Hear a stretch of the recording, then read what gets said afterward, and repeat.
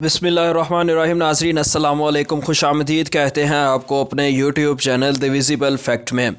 नाज़रीन, पिछले चंद घंटों में कुछ अहम डेवलपमेंट्स हैं वो आपके साथ शेयर करनी हैं। उनमें सबसे बड़ी और अहम डेवलपमेंट तो जनाब ये है कि नए army chief general Asim Munir जो हैं उनके हवाले से बहुत सारी ख़बरें जो हैं वो गर्दिश में हैं कि वो किस मुल्क में गए हैं, किस मुल्क का असल में वो दौरा कर रहे हैं। इस हवाले से हमने आपको ख़बर दी थी और हमारी ख़बर जो है वो बिल्कुल कंफर्म थी, 100% जो है वो फैक्ट के मुताबिक थी ख़बर कि जी वो बरतानिया के दौरे पर गए हैं। लेकिन सोशल मीडिया पर बहुत सी जगहों पे ये स्पेकुलेशंस हो रही थी कि जनरल आसिम जो हैं वो यूएसए के दौरे पर यानी कि अमेरिका के दौरे पर हैं। इस बात में किसी भी किस्म की सदाकत नहीं है कि वो यूएस के दौरे पर गए हैं, बल्कि इस बात में ये बात झूठ है, फेक न्यूज़ है जो आर्मी चीफ़ के हवाले से फैलाई जा रही है। असल बात यह है कि आर्मी चीफ़ बरतानिया के दौरे पर हैं। इस हवाले से जीएचक्यू को एक बड़ा एक्शन लेना पड़ा है। वो क्या एक्शन है और जीएचक्यू इस हवाले से क्यों मुतहरिक हुआ है वो भी आपके साथ शेयर करेंगे। इसके अलावा जो है वो जनाब एक बड़ी अहम ख़बर जो है वो जनरल फैज़ के हवाले से है, वो भी ख़बर आपके साथ शेयर करेंगे। जनरल फैज़ के ख़िलाफ़ कार्रवाई शुरू हो चुकी है। जनरल फैज़ के ख़िलाफ़ घेरा तंग हो गया है और ये भी ऑब्वियस बात है कि नए आर्मी चीफ़ के अहकामात के बगैर तो ऐसा नहीं हो सकता, क्योंकि जनरल फैज़ जो हैं वो साबिक डीजी आईएसआई हैं। तो एक साबिक डीजी आईएसआई के ख़िलाफ़ किसी भी किस्म का एक्शन जो है वो आर्मी चीफ़ के अहकामात के ख़िलाफ़ नहीं हो सकता।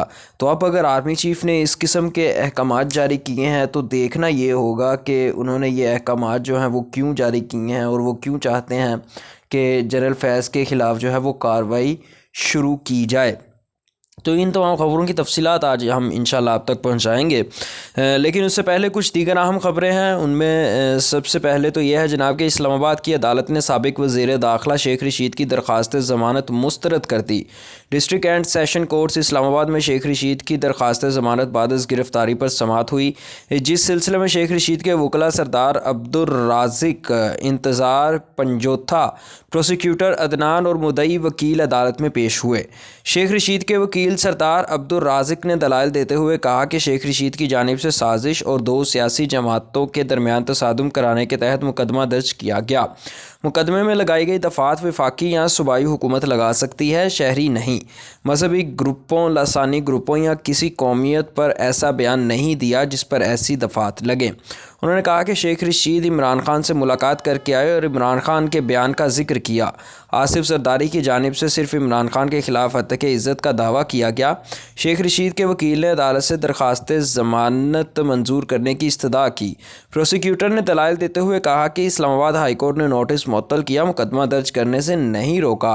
दौरान मुकदमा तफ्तीश करना कानून के मुताबिक है, इस्लामाबाद हाई कोर्ट ने रोका भी नहीं। प्रोसिक्यूटर ने कहा कि शेख रशीद का बयान इंतहाई इश्तियाल फैलाने पर मबनी है, उन्होंने कोई आम जुर्म नहीं किया, सज़ा 7 साल तक है। अदालत ने फ्री कैन के दलाइल सुनने के बाद शेख रशीद की दरख्वास्त ज़मानत पर फ़ैसला महफूज किया, जिसे बाद अज़ां सुना दिया गया।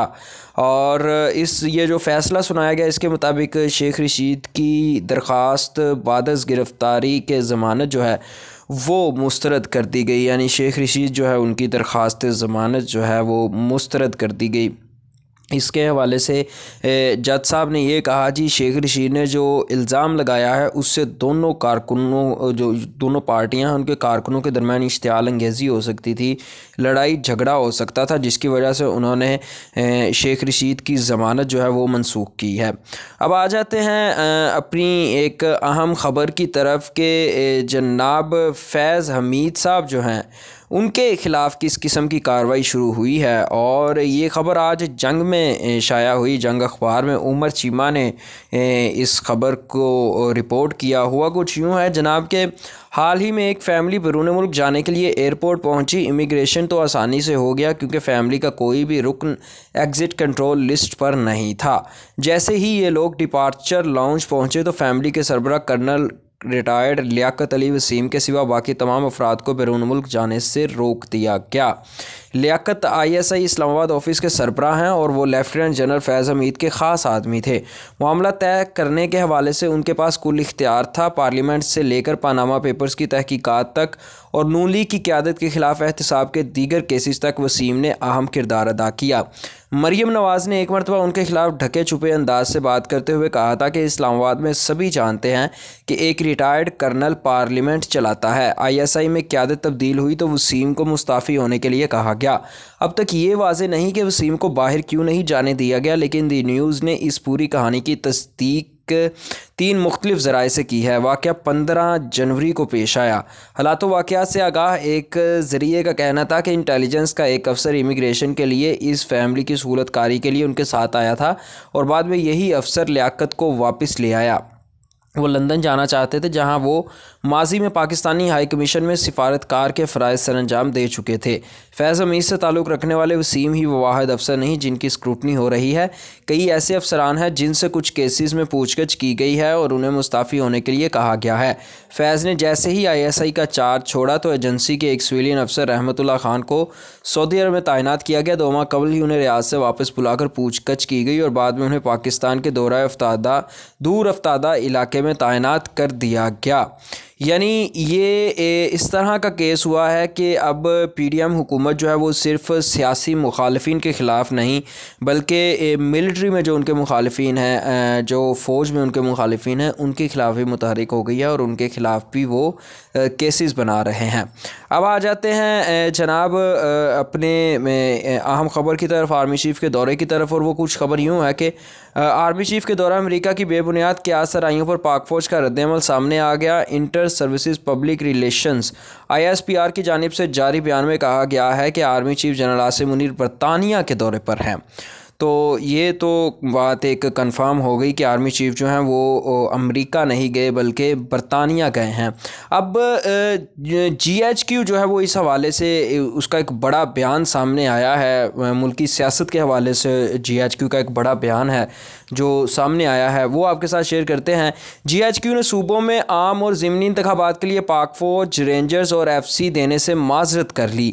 GHQ کی جانب سے وزارت داخلہ کو مراسلہ موصول ہوا۔ اس حوالے سے ذرائع نے بتایا کہ مراسلے میں GHQ نے موقف اختیار کیا کہ قومی اسمبلی کے 64 حلقوں اور صوبوں میں انتخابات کے لیے اہلکاروں کی تعیناتی ممکن نہیں ہے۔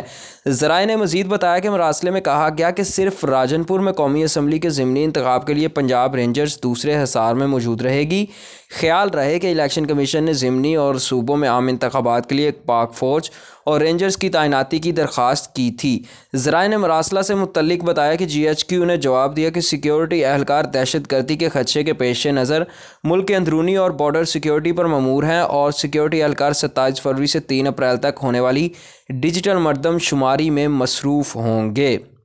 یعنی بیسیکلی جو فوج ہے انہوں نے منع کر دیا ہے کہ جی ہم آپ کو سیکیورٹی نہیں دے سکتے، اور اس سیکیورٹی کا مقصد جو ہے وہ یہی ہوتا ہے کہ تاکہ جو پولنگ سٹیشنز ہیں ان کے اوپر کوئی اس طرح کی کارروائی نہ ہو سکے یا مشتل نہ ہو سکیں وہاں کے کارکنان۔ لیکن اب اس سیکیورٹی دینے سے بھی آرمی نے انکار کر دیا ہے۔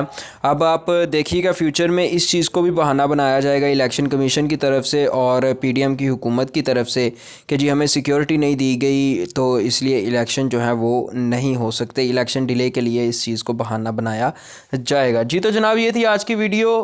آپ کو آج کی ویڈیو کس طرح کی لگی ہمیں کمنٹ سیکشن میں ضرور بتائیے گا، اور اگر آپ کو چینل پسند آئے تو کائنڈلی چینل کو سبسکرائب، لائک اور شیئر ضرور کیجیے گا۔